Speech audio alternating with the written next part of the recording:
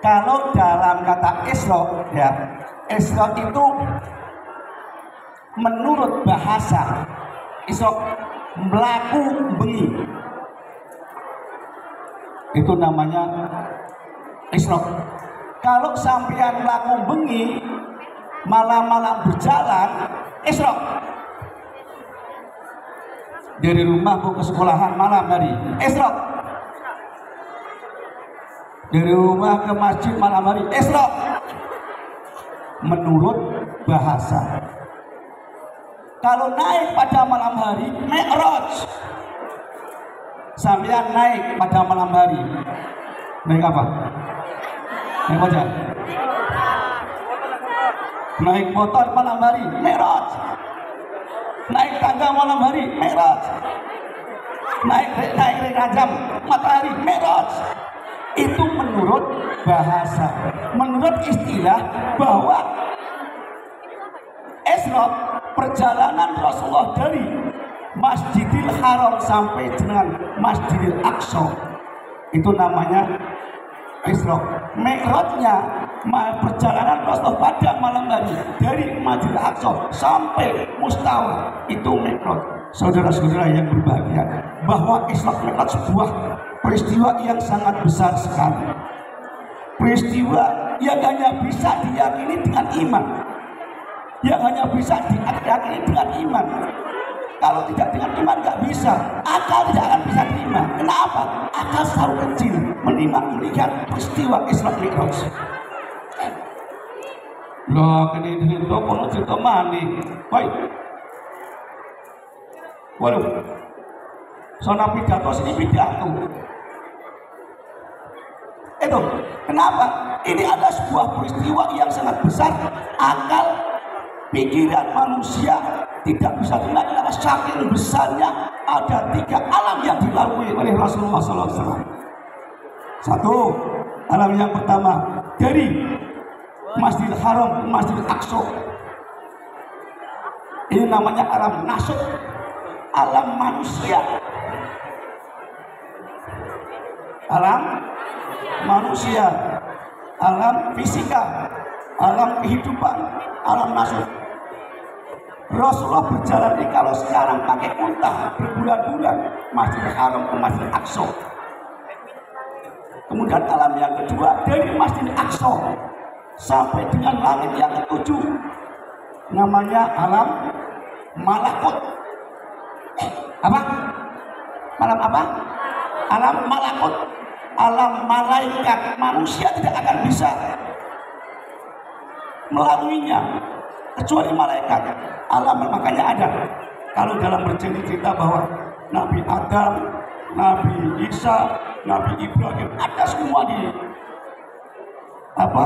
langit 1, 2, 3 sampai dengan 7, karena itu memang alamnya malaikat.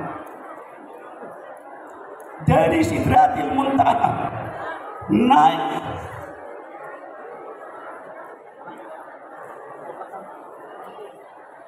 Rami temen ya, naik sampai Rabbul Aqdar Mustawa, namanya alam lahud, alam ketuhanan. Maka akal tidak akan mungkin mengatakan bahwa Isra Mi'raj akan bisa dilalui oleh seorang kecuali Allah sendiri yang menginginkan, kecuali dengan keimanan dan Allah yang akan memperjalankan. Manusia nggak bisa. Makanya ketika ada 3 alam dilalui, manusia nggak akan bisa untuk melaluinya. Siapa saja kecuali karena kehendak Allah. Karena itu dengan didasari dengan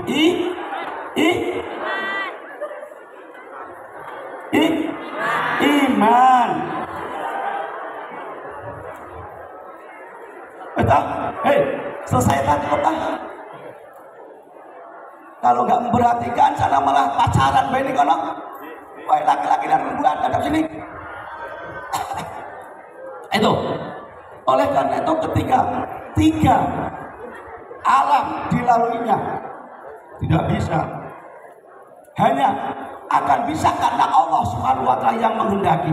Kalau manusia kan berdasarkan rasio. Itu tadi ada anak kecil ya. Anak siapa? Ini anak ibu Burani, Bu Yani, sama bapaknya siapa? Pak Yani. Ada Bu Yani, ada Pak Yani. Bu Yani sama ini sebab anaknya menjadi akibat. Ada Bu Yani, ada Pak Yani sebab jadi anaknya menjadi akibat. Ini menurut akal. Loh, sebab akibat. Tapi kalau iman Allah tidak kayak gitu. So, ya, kalau menurut Allah tanpa ada bapak, tanpa ada ibu, Nabi Adam bisa gak? Nabi Adam ada tanpa bapak, tanpa ibu. Jadi kenapa? Karena Allah yang menginginkan. Ada Nabi Isa, ada ibunya, tanpa bapak bisa ada Nabi Isa. Lahirlah Nabi Isa tanpa bapak. Siti Maryam hamil tanpa bapak bisa melahirkan, dan itu adalah suatu mukjizat. Yang mukjizat apa? Sekarang banyak perempuan-perempuan yang ingin menyaingi Dewi Maria.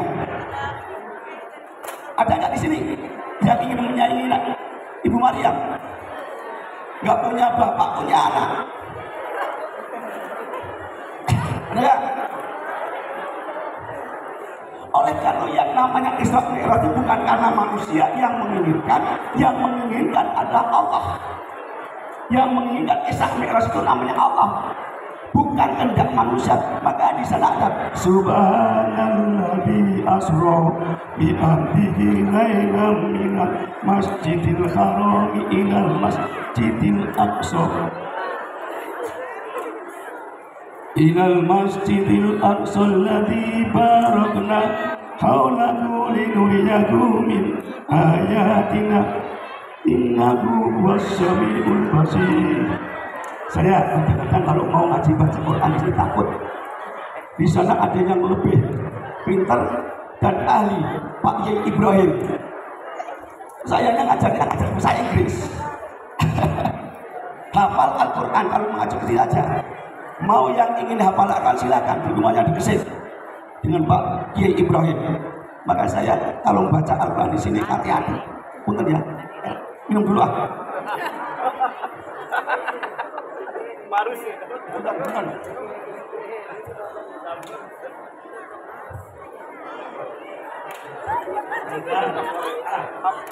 Duduk ah. Nanti repotnya duduk, saya berdiri terus nggak enak. Silakan. Kamu yang jemput. Itulah. Jadi subhanalladzi maha suci Allah. Alladzi dzatsilladzi asra. Kang wis nglakokake sapa lali bi abdi kelawan hambanya. Subhanalladzi asra bi abdi. Allah yang telah memperjalankan hambanya. Nah ini kan jadi masalah. Banyak orang-orang yang tidak percaya bahwa Muhammad itu naik hanya ditempuh sepertiga malam. Dari alam lahot, alam maulud, alam nasr, 3 alam ditempuh hanya sepertiga malam. Maka akal tidak akan menerimanya dan tidak percaya bahwa ketika Rasulullah turun dari Isra Mi'raj di Masjidil Haram, mengumpulkan bator-bator teman-teman, dikumpulkan menyampaikan bahwa saya baru saja Isra Mi'raj. Malah jawabnya apa? Muhammad sudah mulai gila.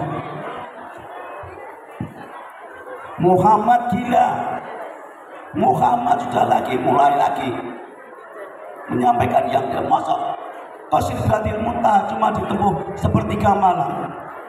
Hanya pada waktu itu 1 orang saja yang percaya bahwa Nabi Muhammad Isra Mi'raj. Siapa itu? Abu Bakar As-Siddiq. Abu Bakar As-Siddiq percaya, yang lain enggak. Memang enggak masuk akal. Masuk naik ke Sidratil Muntahanya ditempuh sepertiga. Tapi karena Allah yang mendaki. Makanya saya katakan bahwa Isra Mi'raj itu adalah yang bisa dibenarkan dengan karena iman. Tanpa iman tidak bisa akan mempercayai tentang Isra dan Mi'raj.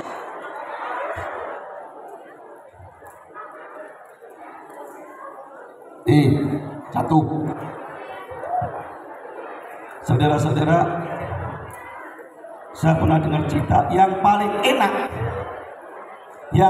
enak itu jadi tukang parkir. Tahu parkir? Parkir paling enak itu jadi tukang parkir. Di Cirebon banyak tukang parkir. Banyak di Cirebon tukang parkir. Dia banyak modelnya. Mobilnya banyak. Mereknya bermacam-macam. Ketika mobilnya banyak, dia nggak sombong. Nggak sombong tukang parkir. Dia tetap diam saja. Mobilnya banyak, nggak sombong. Mobilnya satu persatu pergi. Dia nggak sakit hati. Tuh, iya kan? Ya kan? Mobil banyak, nggak sombong. Mobilnya pergi semua, dia juga nggak sakit hati. Diam saja, tukang parkir. Ini ada muatan tasawuf. Kalau kamu tahu, maka jadilah seperti tukang parkir, anak-anak. Jadilah suka berparkir. Ketika kamu dapat sesuatu, jangan sombong. Semua yang kamu miliki, semua yang itu adalah titipan. Titipan Allah. Maka kalau itu dipilih, ya jangan sombong. Sepilah filsafat orang-orang atau parkir. Wah, ini ketika bapak ibu guru menjadi pegawai, jadi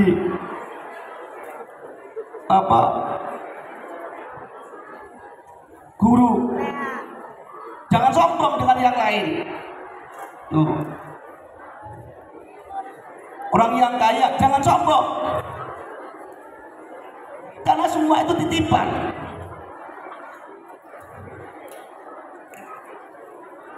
Kalau sombong dan itu titipan, kemudian yang nitipi tidak terima, bahaya. Allah akan memerintahkan yang lain. Gunung Galunggung meletus. Baru saja ini di Bogor. Karena Allah memerintahkan orang-orangnya itu tidak berterima kasih dan sombong. Bogor, Cianjur, gempa, Merapi, meletus. Mau tolong sama siapa? Mbak Marijan. Tolong sama Mbak Marijan. Mbak Marijan sudah mati. Sama Mbak Sulit. Mbak Marijan sudah mati sama Mbak Sulit. Rapat di sana. Kata Mbak Sulit, tenang Mbak Marijan. Tak gendong kemana-mana.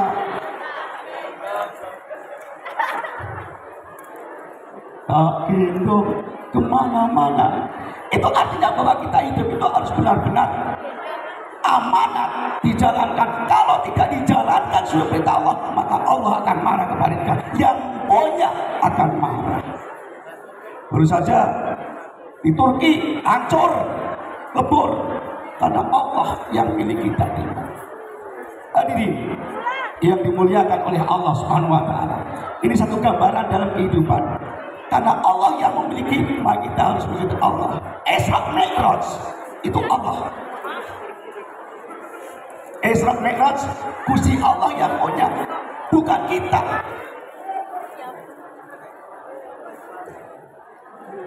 Memperjalankan Rasulullah dari Masjidil Haram ke Masjidil Aqsa, dari Masjidil Aqsa ke Mustawa. Kemudian Allah memang memberikan yang sangat istimewa. Biasanya kan kalau tanya, anak-anak, wahyu itu melalui siapa? Oh iya, Siapakah yang menyampaikan wahyu? Malaikat? Malaikat Jibril, malaikat Ibrahim. Ini Ibrahim. Malaikat Jibril. Tapi kali ini beda. Bukan melalui malaikat Jibril, tapi langsung Allah yang berikan kepada Rasulullah. Ketika malaikat karena Nabi Muhammad berjalan dari Masjidil Haram sampai Masjidil Aqsa, diantar oleh malaikat Jibril. Naiknya juga diantar oleh malaikat Jibril sampai pada Sidratil Muntaha. Kata malaikat Jibril, Muhammad, itu bukan dunia saya nggak berani melalui alam laut, alam ketuhanan, dan itu tidak diperbolehkan. Silakan panjenengan piyambak mawon naik di laut, alam laut, semuanya permadanya hebat, ada semua. Rasulullah berjalan, malaikat di sekitarnya mengelilinginya, hanya melihat dari jauh. Kemudian Nabi Muhammad berbicara dan Allah langsung, at-tahiyatul mubarakatus sholawatu. Terus salah apa enggak? Terus ibadillahi sholih. Terus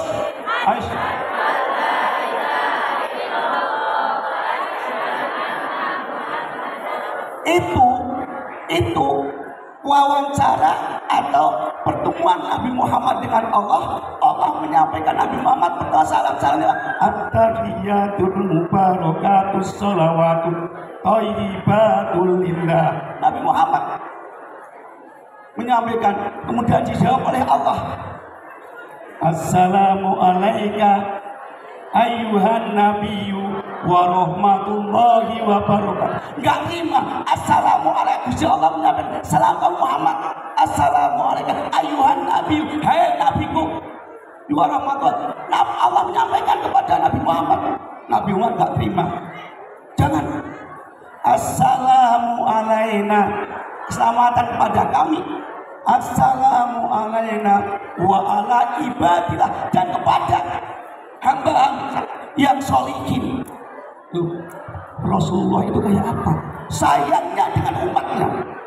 Rasulullah sudah dijunjung-junjung oleh Allah dengan assalamu alaika ayyuhan nabiyyu wa rahmatullahi. Tidak terima, tapi assalamu alaina wa ala ibadillahi sholihin.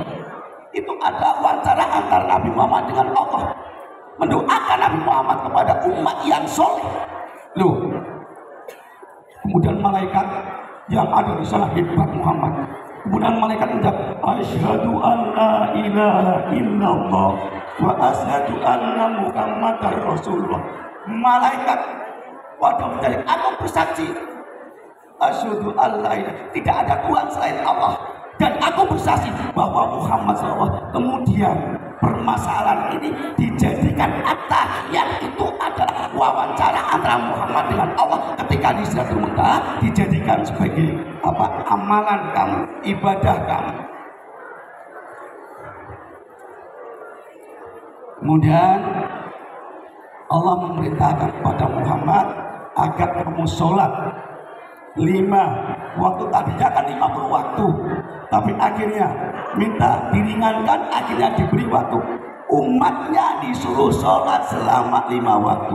Ini adalah khusus untuk Nabi Muhammad. Maka setiap nabi sejak Nabi Adam sampai dengan Nabi Muhammad harus mendekatkan diri kepada Allah, tapi berbeda-beda. Kamu tahu sholatnya Nabi Adam kayak apa? Ibadah Nabi Adam kayak apa?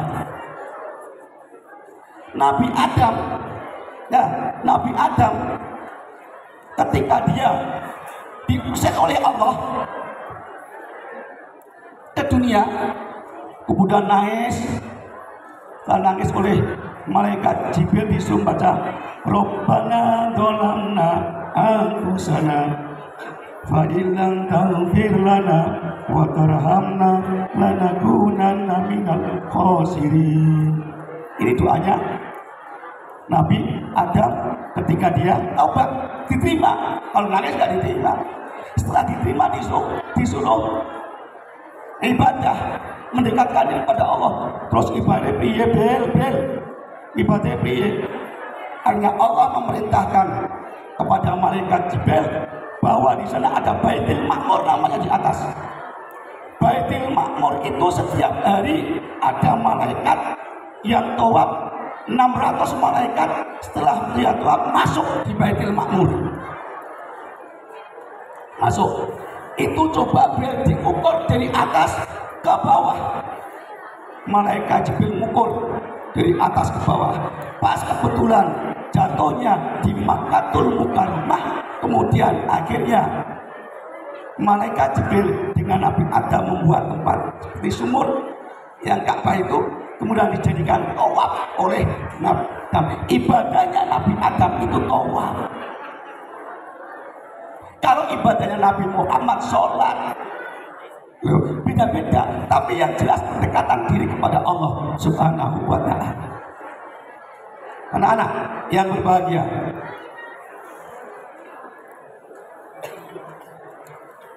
bahwa perintah sholat,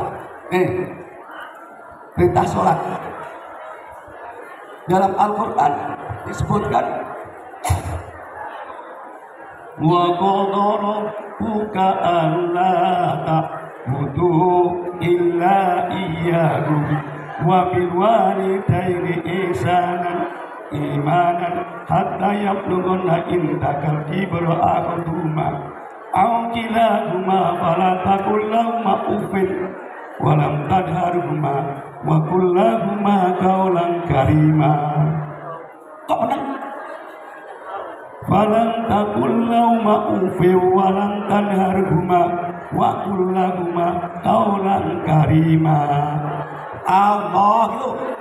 Wah. Lagi.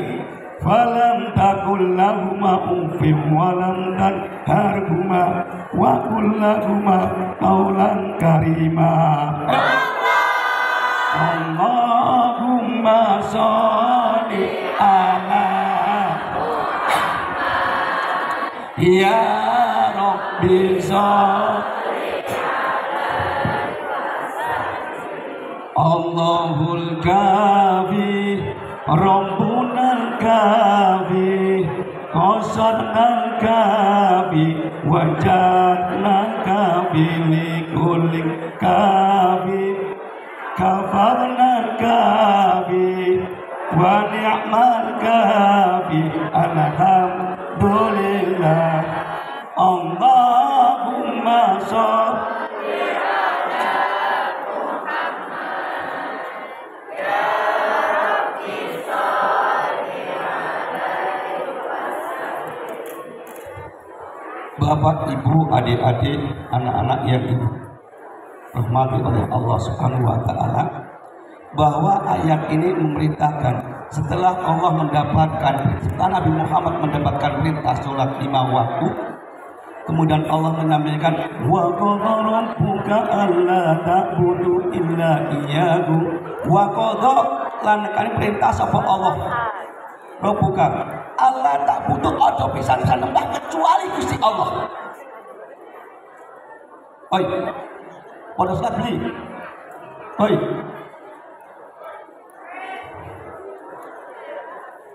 sampean sekolah belajar,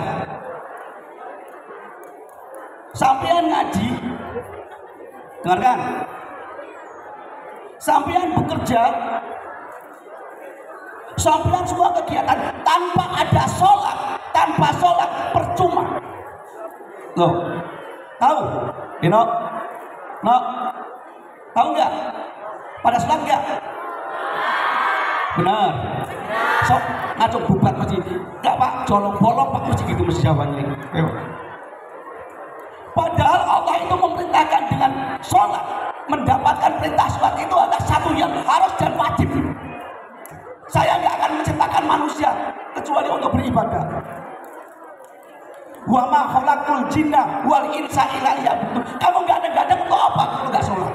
Cantik-cantik untuk apa kalau nggak sholat? Karena hidup hanya sementara, nanti akan mati. Yang ditanyakan apa? Awal ma yuhassabu bi yaumal qiyamah. Awaluma pertama kali, awaluma yuhasabu biyaumal qiyamah as-sholatu.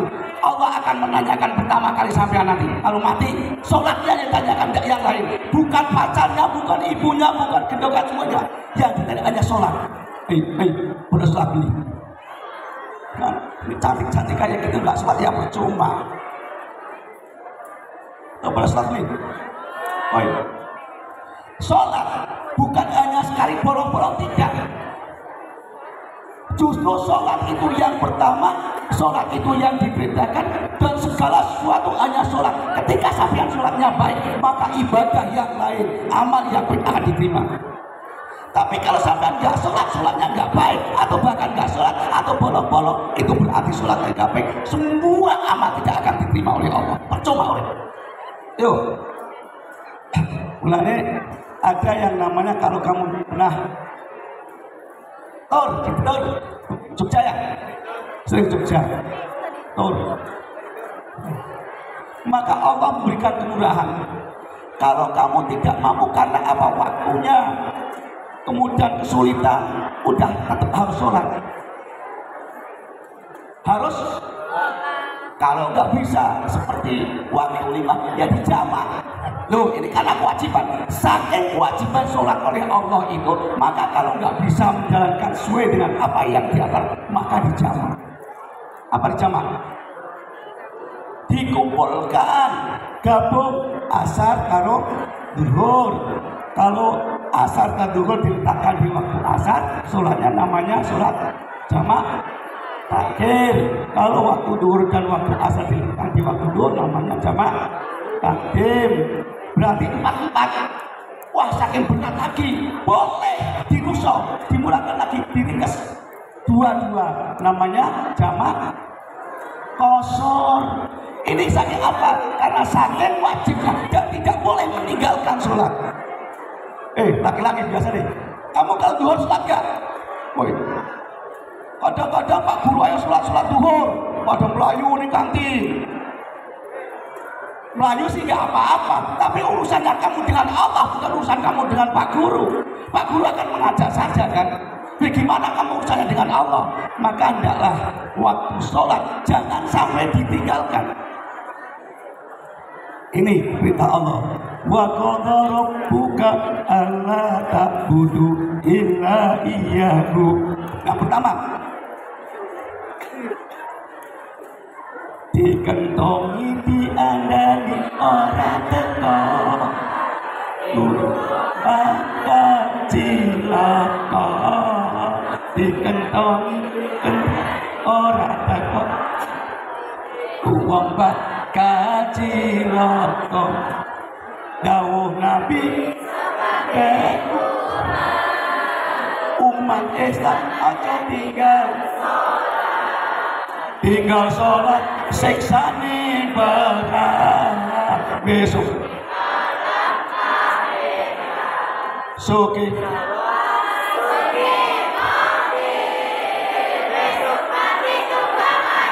kate kata benda orang inte sing inte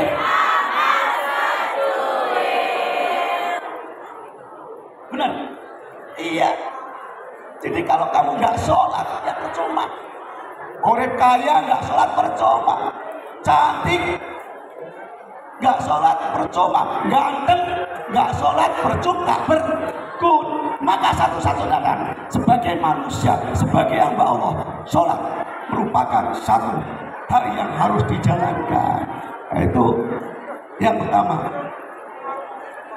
Yang kedua, ada masalah lagi. Kamu akan baik, akan diterima oleh Allah kalau dengan orang tuanya. Ini ada 2.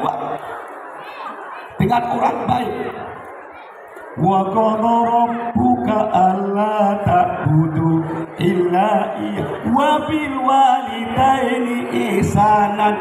Surat. Kemudian dengan kepada orang tua harus baik. Wa bil walidaini ihsanan imma ayyablughanna ibri ahatu ima au kilahuma falam taqul lahuma uffin. Kalau bapak kamu, ibu kamu sudah tua, berada di sisi kamu, maka jangan sekali-kali mengatakan jangan sekali-kali mengatakan jangan sekali-kali mengatakan hus, jangan sekali-kali berani kepada kedua orang tua. Loh, nih, kalau berani berarti termasuk anak yang merintah mencuci baju orang tua kamu termasuk dosa. Mak, bajunya tolong Pak, cucikan. Dosa kamu nggak boleh. Loh, palam takulahu ma'ufin, mengatakan saja nggak boleh, mengatakan saja nggak boleh, apalagi merintah. Harus taat dengan orang tua. Kalau di sekolah nggak ada, kalau di rumah nggak, di sekolah dengan Pak Guru. Pak Guru itu adalah wakil dari orang tua. Dua-duanya ini sama-sama. Kalau orang tua itu yang melahirkan, biologisnya yang di rumah, Pak Guru yang mendidik, Pak Guru yang memberikan ilmu kamu harus tahu waktu. Maka saya dengan kisah nggak berani. Karena kamu kalau berani dengan guru, maka kamu termasuk orang yang durhaka. Kamu berani dengan orang tua, kamu termasuk orang yang durhaka. Maka berbaktilah. Falam takulah ma'ufan walam tanharhuma, jangan sekali-kali menghardik kepada orang tua. Wa qul lahuma, dan berbicara kepada orang tua kaulan dengan kata-kata, kaulan kariman, dengan kata-kata yang mulia. Wahai manusia, hormati ibumu yang melahirkan dan membesarkanmu, darah dagingmu dari air susunya, jiwa ragamu dari kasih sayangnya. Dialah manusia satu-satunya yang menyayangimu tanpa ada batasnya. Doa ibumu dikabulkan Tuhan, dan kutukannya jadi kenyataan. Ridho ilahi karena ridhonya, murka ilahi karena murkanya. Bila kau sayang pada kasihmu, lebih sayanglah pada ibumu. Bila kau patuh pada rajamu, lebih patuhlah pada ibumu. Terus cukup itulah Umar Irama menyanyikan karena itu penting. Ridallahu, terus ridallahu biridul walidain. Ridhonya Allah, ingat kali, aja terlupai. Ridhonya Allah, wah penan bayo. Wah itu online ngaji, orang ngaji malah penan baik. Ridallahu biridul walidain. Ridhonya Allah karena ridhonya orang tua. Kalau orang tua tidak akan diridhoi, maka Allah tidak akan diridhoi. Kalau Allah tidak meridhoi, kamu akan hancur. Bukan hanya di dunia saja, di akhirat hancur. Kenapa? Karena berani dengan kedua orang tua. Waduh, berapa? Bisa, jaga ya. Bisa, nanti kalau kebanyakan malah.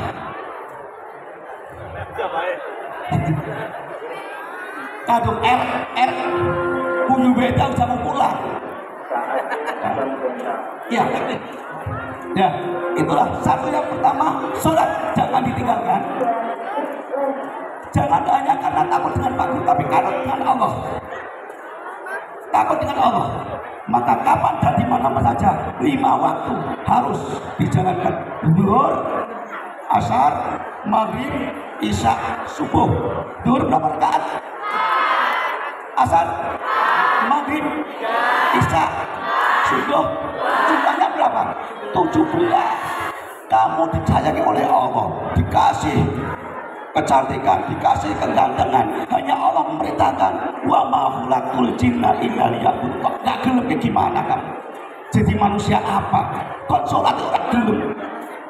Mau jadi apa kamu itu? Allahnya itu saja, yang lain silahkan kamu. Itulah bapak-bapak dan saudara sekalian, dalam peringatan Isra Mi'raj, mudah-mudahan anak SMA Negeri 1 Gresik menjalankan perintah Allah, yakni sholat 5 waktu dan berbakti kepada kedua orang. Amin, Allahumma amin.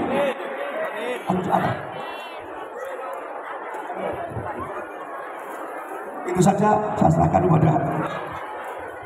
Terima kasih. Sallallahu alaihi Muhammad. Apa dulu Ustaz? Temeriki mohon Pak Ustaz, tengah jam Pak Ustaz. Temeriki. Mungkin yang wonten tanya jawab Pak Ustaz. Oke, ulang ya. Jamaah. Oh jamaah. Alhamdulillah. Nah, coba. Tadi ada hal menarik yang disampaikan oleh Pak Ustaz kita ya. Tadi adalah katanya Isra Mi'raj adalah ujian keimanan, ya nggak? Kenapa disebut ujian keimanan? Ada yang tahu nggak? Ada yang tahu nggak di mana Masjidil Haram berada? Di mana? Di Ubud? Atau di Kedung? Di mana Masjidil Haram? Di Mekah, betul. Masjidil Aqsa-nya di mana? Di mana? Madinah. Di mana? Di Yerusalem, Palestina. Bayangkan, kalau kata Google tadi baru ngecek berapa jaraknya kira-kira antara Masjidil Haram ke Masjidil Aqsa itu berapa kilometer kira-kira? Ada yang tahu nggak? Ternyata jaraknya adalah 1.500 km. Bayangkan. Tuh, gimana kita harus menguji? Artinya harus percaya, coba bayangkan. Sementara dari ilmu fisika mengatakan, ketika ada benda atau seseorang atau apapun yang berjalan sekecepatan cahaya, maka dia atau benda tersebut akan terburai kembali ke dalam zat-zat masing-masing atau ke dalam unsurnya masing-masing. Kalau manusia berarti gimana? Ya udah, hancur tuh, kembali ke zat besi gitu kan, kembali ke sel-sel lainnya. Artinya terburai aja lah. Itulah kenapa tadi Pak Ustadz mengatakan bahwa itu adalah ujian keimanan. Itu baru yang vertikal loh ya. Artinya vertikal antara bumi dan bumi. Belum yang horizontal ya. Belum yang vertikalnya antara bumi kepada langit. Nah gitu paham ya. Nah dari itu maka pasti banyak pertanyaan besar ya dari teman-teman atau juga dari rekan-rekan guru dan juga yang lainnya. Silakan nanti saatnya tanya jawab Pak Ustadz ya. Pak Ustadz, nah nanti insya Allah Pak Ustadz banyak banget nih yang bisa disampaikan kepada kita. Ini sih duduk ya Bapak Ibu. Oh nanti dari hal ini kita bisa belajar lebih dan silakan kaitkan dengan kehidupan kalian. Oke, penanya pertama silakan. Ada yang mau bertanya? Iya, bagus, terima kasih. Bisa bantu dari OSIS untuk memberikan mikrofonnya. Sebutkan nama, kelas dan juga pertanyaan ya. Mikrofon atau maju terlalu lama kayaknya. Ada mikrofon satu.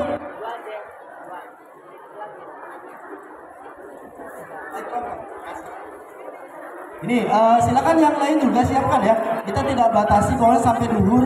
Silakan sekalian bertanya, sampaikan apapun unek-unek terkait tentang ujian keimanan ini, baik tentang Isra Mi'raj atau juga masalah lainnya ya. Masalah curhat juga silakan ya, curcol boleh. Ya silakan. Assalamualaikum warahmatullahi wabarakatuh. Waalaikumsalam warahmatullahi wabarakatuh. Perkenalkan, nama saya Meli Agustin dari kelas 11 MIPA 3.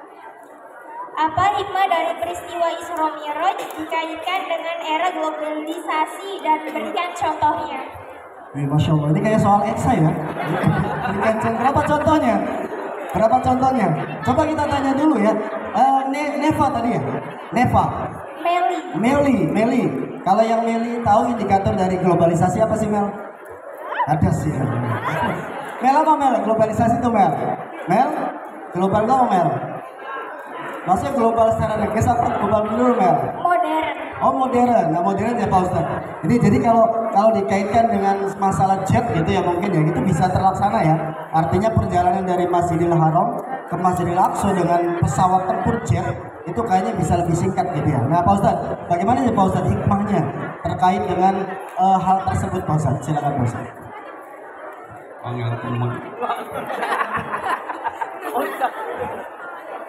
Ya. Isra Mi'raj itu kan urusan Allah. Kemudian dikaitkan dengan era globalisasi. Itu sebetulnya menjadi satu pelajaran bahwa Allah itu menciptakan suatu bisa dipelajari oleh manusia. Manusia bisa menirulah. Ketika manusia itu melihat alam tanpa ada contoh-contohnya, maka manusia pikiran tidak akan bisa apa-apa, tidak asal berpikir. Tapi ketika Allah memberikan contoh, loh, kok bisa Allah memerintahkan Nabi Muhammad Isra Mi'raj, itu lebih parah, lebih dahsyat lagi kan. Tapi Allah bisa, manusia dengan adanya globalisasi ini bisa memberikan satu waktu yang sempit. Apa? Dengan adanya perjalanan bisa dijentuh, bisa membuat kapal terbang. Neil Armstrong bisa pertama kali naik di belum sampai di langkah untuk baru hanya di bulan, itu berarti planet bumi. Dan itu termasuk sebagai gambaran bahwa Isra Mi'raj itu bisa dicontoh oleh manusia. Dan itu sebagai gambaran bahwa manusia harus benar-benar, karena telah memberikan satu gambaran atau mencontoh kejadian itu, maka manusia harus bersyukur kepada Allah dan berhormat kepada Allah dan menjalankan apa yang diperintahkan oleh Allah. Ini adalah satu kenikmatan. Itu yang menurut saya. Saya yakin kalau menurut Pak Rai, lain lagi. Ini juga guru saya ini. Iya, Pak Roy lebih dalam arti, kalau saya mungkin dalam bidang agamanya, beliau dalam otaknya memang cerdas. Dan beliau nanti akan ditambah oleh Pak. Terima kasih. Terima kasih Pak tadi, Masya Allah Pak Ustadz suka berlebihan ya. Oke, jadi Meli tadi luar biasa ya. Jadi secara gampang bahwa hikmahnya adalah mungkin dengan perjalanan, itu bahasa perjalanan ya. Bahwa artinya Rasulullah SAW itu melakukan perjalanan atau Isra tadi dengan kecepatan yang penuh. Maka mungkin di modern ini muncullah ide-ide baru seperti adanya kendaraan yang super cepat. Sekarang ada kereta cepat, tahu? Tahu ya? Ada kereta cepat, tahu ya? Bahkan di dunia sudah banyak banget, Indonesia pun sudah masuk. Itu mungkin salah satu simpel atau juga cerminan contoh bahwa dari pelajaran tersebut kita bisa ambil. Oke, berikutnya. Pertanyaan berikutnya silakan dari sebelah sini. Ini kayak camp pengungsian sebelah ini. Yang lihat tidur siapa itu? Ini kayaknya lagi mi'raj kayaknya dia. Lagi mi'raj juga ini. Lagi mi'raj juga kayaknya, dicoba yang mulai tidur. Halo, assalamualaikum. Sudah subuh, silakan bangun. Sudah bangun. Ini dia di mi'raj ya. Kan kata bosan mi'raj adalah naik ya. Mungkin dia dari bermimpi naik ke dalam apa gitu ya. Yang penting mi'raj. Silakan. Ada lagi pertanyaan berikutnya? Ada lagi, silakan. Nah, kalau tidak ada Pak Ustadz sambil menunggu nih Pak Ustadz. Tidak, alhamdulillah Pak Ustadz. Nah ini, mungkin teman-teman ada yang kehilangan ya. Jadi ketika kita Mi'raj, pasti ada satu sosok yang disebutkan. Sosok apa kira-kira? Apa itu? Ya, buruk ya. Ada sosok namanya adalah buruk. Nah itu dia. Kita pengen tahu gitu ya dari Pak Ustadz. Dari sisi ingin menambah keimanan kita juga gitu ya. Sosok buruk itu kan selalu digambarkan bahwa sosok yang dinaiki gitu ya istilahnya, atau menemani Rasulullah SAW, atau mendampingi Rasulullah SAW sampai menuju ke Sidratul Muntaha atau juga langit ketujuh tadi. Itu bagaimana sih Pak gambaran sederhananya Pak Ustaz agar kita makin iman Pak Ustaz? Terima kasih Pak Ustaz.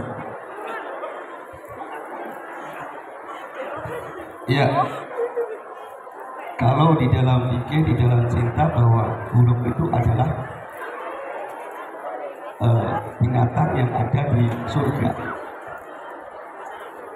Banyak sekali buruk. Kemudian ketika pas Rasulullah mau di Isra Mi'rajkan, ada buruk yang diperintah oleh malaikat Jibril untuk mengantarkannya secara cepat. Itu dulu orang ahli kitab itu menggambarkan buruk itu kayak gitu. Jadi buruk itu, maka ada gambar yang buruk kayak jaran. Karena itu kan persepsi manusia kan, persepsi manusia. Hingga sampai di mana-mana bahwa buruk itu adalah yang mengantarkan Nabi Muhammad ke surga secara cepat. Padahal dalam bahasa Arab buruk itu barkun, artinya kilat. Barkun itu kilat jelas gitu loh. Itu barkun namanya itu. Jadi kenapa Rasulullah bisa cepat? Ya karena dia naik buruk itu barkun secara cepat itu. Yang jelas Allah lah yang memerintahkan, Allah yang menyuruh, Allah yang mengatur secara cepat. Apa itu naik buruk, apa itu barkun, pakai kilat. Yang jelas bahwa pada waktu itu hanya sepertiga malam Rasulullah di Isra Mi'rajkan. Sehingga menerjemahkan masyarakat yang ahli tafsir, ada yang mengatakan naik buruk itu ada di atas di dalam surga kemudian membawa Muhammad. Ada juga yang mengatakan buruk itu adalah bahasa Arab, itu ada artinya barkun, artinya kilat, maka cepat sekali. Terima kasih. Masya Allah ya, itu sangat logis ya. Boleh tepuk tangan lah buat Pak Ustadz ini, Masya Allah kan. Jadi nanti kalau ada kilap tuh bisa bilang, buruk. Itu bisa begitu ya. Jadi emang awas nih, tadi ada satu hal yang luar biasa tuh kutipannya adalah hati-hati dengan persepsi ya. Karena digambarkan dalam Mi'rajnya Rasulullah SAW, Rasulullah bertemu dengan siapa di sana? Rasulullah bertemu dengan buruk. Bertemu dengan saat Mi'raj Rasulullah bertemu dengan siapa? Nah, harus maju gitu. Tenang Pak Ustadz, saya akan maju Pak Ustadz ya. Dalam Mi'rajnya Rasulullah SAW itu bertemu dengan siapa? Bertemu dengan Barack Obama. Dengan siapa?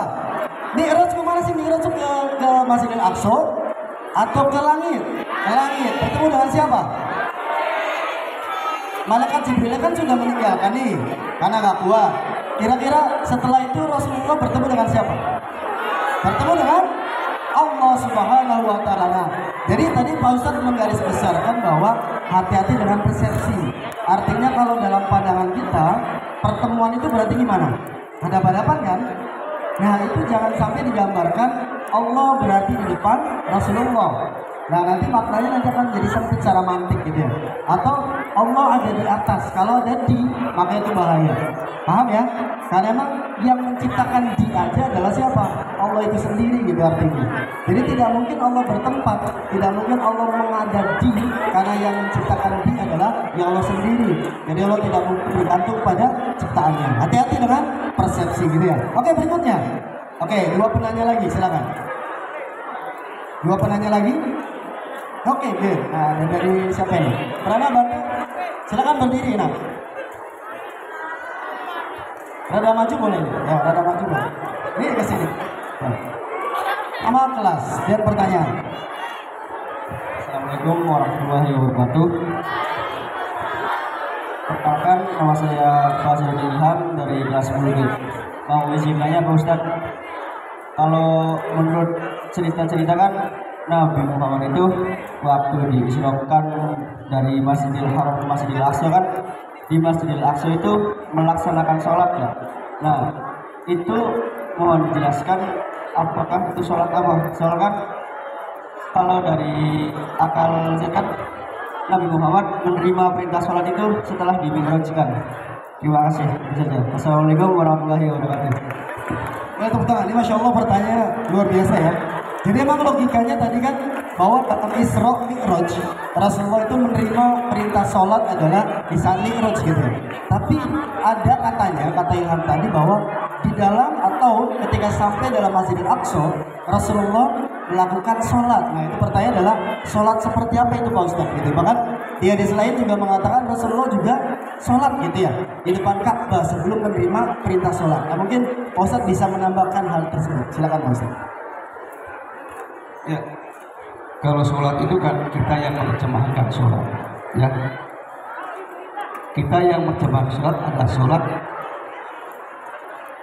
Dalam hadis juga mengatakan sholat kemaru itu muni sholat. Sholatlah kamu seperti kamu lihat saya sholat. Kemudian sholat itu mendapatkan perintah dari Allah ketika Isra Mi'raj. Sebelumnya ada sholat.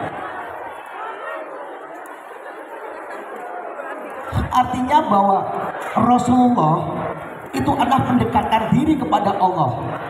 Bahwa sholat yang seperti sekarang saja itu dulu gak ada. Sholat yang sekarang Allahu Akbar itu kan dimulai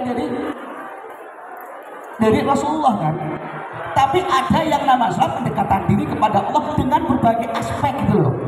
Yang jelas karena sekarang pendekatan dirinya kepada Allah, sehingga alim ulama, ahli fikih mengatakan bahwa Rasulullah ketika di Masjidil Aqsa dia sholat, ketika di Ka'bah dia sholat. Yang jelas dia adalah pendekatan diri kepada Allah dengan bacaan dan mereka dengan kemampuan beliau. Yang jelas beliau mendekatkan diri kepada Allah. Bukan berarti dia kepada Allahu Akbar sholat, bukan. Tapi yang orang akhirnya menerjemahkan bahwa ketika di Masjid Aqsa ya sholat karena masjid itu tempatnya sholat. Tapi pada waktu yang jelas Allah mendekatkan diri, Muhammad mendekatkan diri kepada Allah. Bentuknya wallahu a'lam, hanya Rasulullah yang tahu. Tapi ketika setelah usolli kama muni usolli selalu kama itu semacam ini yang seperti Rasulullah. Itulah. Makasih, jelas ya Ilham ya. Jadi bisa disimpulkan begini bahwa para nabi itu sebenarnya adalah semuanya sholat, Pak Ustadz, begitu ya. Tapi sholatnya seperti apa? Wallahu a'lam. Jadi semua sudah sholat. Nah tapi dalam Isra Mi'raj ini maka proklamirnya atau proklamasinya adalah gerakan sholat tersebut untuk siapa? Untuk kita semua selaku umatnya. Tapi sebelumnya gimana? Ya Rasulullah sholat. Bahkan banyak riwayat Pak Ustadz ya mengatakan di depan Ka'bah sholat.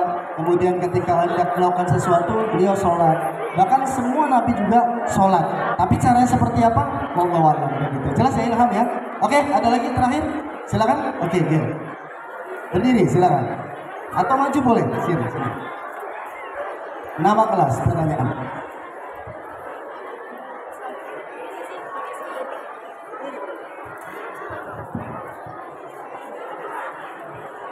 Assalamualaikum warahmatullahi wabarakatuh. Saya Cynthia Putana mau bertanya, siapakah malaikat yang menemani Nabi Muhammad SAW pada saat Isra Mi'raj? Terima kasih. Terima kasih, pertanyaan bagus ini ya. Jadi ada pertanyaan besar gitu ya, Pak Ustadz katanya gitu. Saat kesana selain ditemani buruk gitu ya, tadi ada malaikat kan gitu. Nah itu malaikat siapa aja Pak Ustadz yang menemani gitu? Atau nggak bisa dirinci lagi Pak Ustadz? Malaikat siapa yang menemani Rasulullah SAW ketika Isra Mi'raj? Silakan Pak Ustadz. Yang menemani malaikat, yang menemani Rasulullah. Saya tadi sudah menyampaikan kan, jika buruk berada di surga, kemudian malaikat Jibril mengajaknya untuk membawanya kemudian ini dalam sebuah kisah Israiliyah. Kemudian Nabi Muhammad disuruh naik buruk bersama malaikat Jibril dan diantarkan ke Sidratil Muntaha atau Mustaqim yang kemudian beliau akan terima. Tapi sebelum di laut atau di Sidratil Muntaha Nabi Muhammad sendiri, tidak ada yang mengantarkan karena ini adalah tempatnya laut itu tempatnya Allah atau Tuhan, daerah Tuhan yang tidak bisa dilalui oleh malaikat dan tidak bisa dilalui oleh manusia kecuali keinginan Allah Subhanahu wa taala. Itu.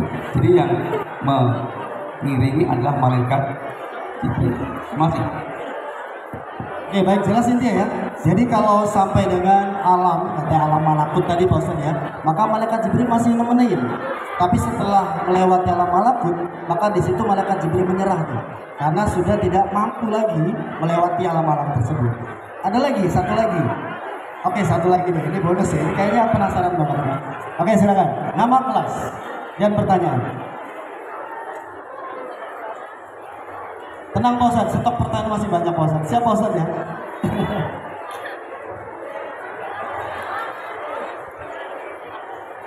Assalamualaikum warahmatullahi wabarakatuh.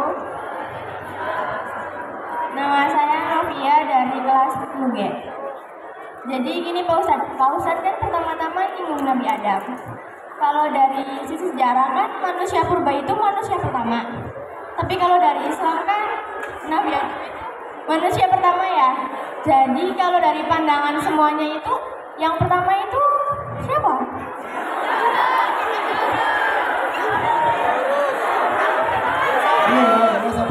Harus ahli sejarah ini. Jadi harusnya ahli sejarah yang menjawab, tapi luar biasa menarik Pak Ustadz ya. Karena emang ini pasti menjadi pertanyaan besar buat kita kan, bahwa Nabi Adam, tadi Nabi Adam disinggung, katanya Nabi Adam yang nggak tersinggung ya. Dia cuma disinggung Pak Ustadz bahwa dikatakan Nabi Adam manusia pertama. Tapi kok dalam sejarah dikatakan manusia purba, manusia pertama gitu ya. Manusia purba kan bangsa monyet-monyetan gitu ya, yang berubah kemudian evolusi dan menjadi ya sosok manusia. Nah itu bagaimana Pak Ustadz pandangan dari Pak Ustadz? Silakan. Saya tidak akan menjawab kaitannya dengan manusia purba atau sebelum Nabi Adam. Nanti akan menjawab Untung nanti masalah purba. yang jelas dalam Al-Quran, laqad khalaqnal insana min sulalatin min tin summa ja'alnahu nutfatan 'alaqatan fakhalaqna 'alaqatan mudghatan fakhalaqnal mudghatan idhaman fakasawnal idhama lahman summa ansa'nahu khalqan akhar fatabarakallahu ahsanul khaliqin. Al-Qur'annya ya, laqad khalaqnal insa, yang insan saya katakan. Laqad khalaqnal insana min sulalatin min tin. Allah menciptakan manusia itu dari tanah liat. Pertama, rupanya Adam. Kemudian dari tin ini, laqad khalaqnal insana min sulalatin min tin, summa ja'alnahu nutfatan, kemudian dijadikan nutfah. Setelah tin, kemudian jadilah manusia, kemudian jadilah nutfah, darah kemudian jadikan daging, tulang dibalut oleh daging, kemudian jadikan ahsanul fakir insana. Laqad khalaqnal insana min sulalatin min tin summa ja'alnahu nutfatan 'alaqatan fakhalaqna 'alaqatan mudghatan fakhalaqna mudghatan lahman summa ansa'nahu khalqan akhar. Dari tanah liat itu diobok-obok oleh Allah, kemudian jadilah yang namanya Adam. Itu yang pertama kali. Walaupun sampai sekarang kalau manusia juga pakai tanah, tapi dengan proses, bukan langsung dibuat pakai tanah, tapi proses kayak gini ya.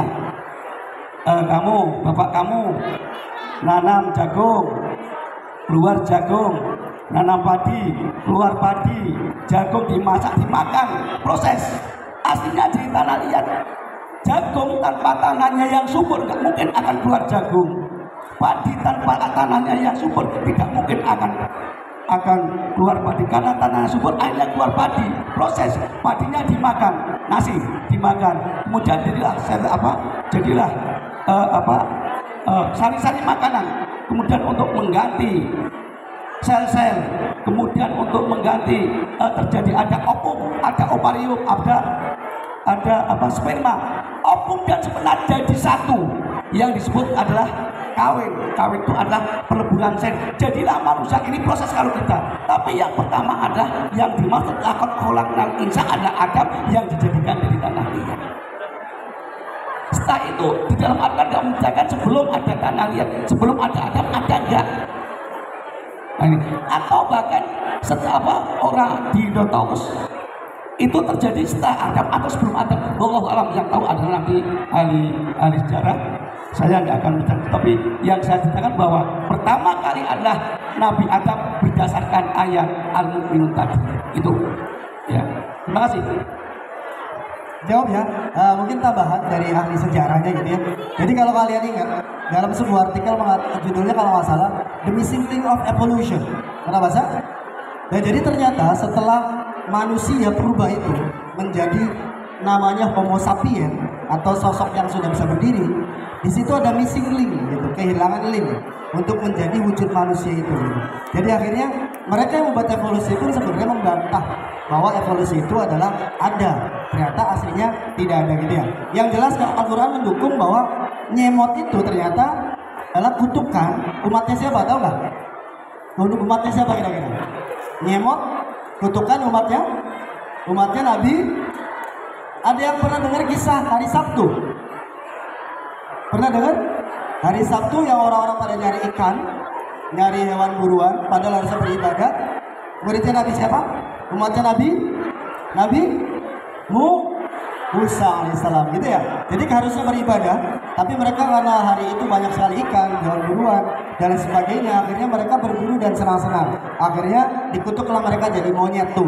Jadi yang jelas dalam Al-Quran mengatakan itu adalah asal monyet pertama. Jadi silakan kalau kalian mau bersalam-salaman di Plangon, bisa saja mungkin ada dari mereka gitu. Tinggal sebut aja, hei kamu siapa gitu ya. Siapa tahu jawab, ya lari aja gitu ya. Oke, cukup ya. Mudah-mudahan kalian bisa terjawab. Insya Allah masih banyak banget pertanyaan itu. Tinggal langsung aja follow Instagramnya Pak Ustadz ya. Nggak punya Instagram Pak Ustadz ya? Jadi silakan follow aja lah Instagramnya siapapun. TikTok juga sudah ada, silakan tinggal follow aja. Dijamin nggak ketemu akunnya ya. Ya pokoknya pertanyaan apapun silakan langsung kontak ke Pak Ustadz atau ke kami. Insya Allah akan banyak jawaban. Atau kalau butuh diskusi, kita akan ada namanya keputrian. Silakan sampaikan unek-uneknya di dalam keputrian atau keputraan juga bisa seperti itu. Cukup ya? Nanti kita kembalikan ke Pak Ustadz untuk memimpin doa agar acara ini semakin berkah dan dapat sesuai dengan tema kita yaitu apa? Mewujudkan profil pelajar Pancasila. Maka Pak Ustadz disilakan untuk memimpin doa. Al-Fatihah. Alhamdulillahi rabbil alamin arrahmanir rahim maliki yaumiddin iyyaka na'budu wa iyyaka nasta'in ihdinas siratal mustaqim siratal ladzina an'amta 'alaihim ghairil maghdubi 'alaihim waladdallin.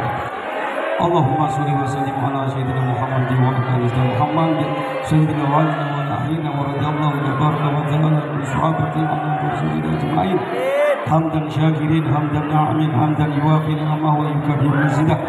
Ya Rabbana wa lakal hamdu kama yanbaghi li jalika wa 'azimi sultanik. Allahumma shalli ala sayyidina Muhammadin salatan tunjina biha min jami'il ahwali wal afat wa taqdilana biha jami'il hajat wa taqdilana biha jami'il hajat wa taqdilana biha jami'il hajat wa tahhiruna biha min jami'is sayyi'at wa tarfa'una biha indaka ala darajat wa tuballighuna biha sadaqatin min jami'il hayati ba'dal maut. Allahumma ighfir lana dhunubana wa liwalidina warhamna kama rabbana shighara. Allahumma qina bi halalika wa haramika wa aghnina bi fadlika manzila. Allahumma ja'al auladana wa ahlana wa dhurriyyatana min ahli ilmi wal khair wa la taqdaw iyyahum min syarri wal khair. Allahumma ighfir li ummati Muhammad. Allahumma arham ummati Muhammad. Allahumma astur ummati Muhammad.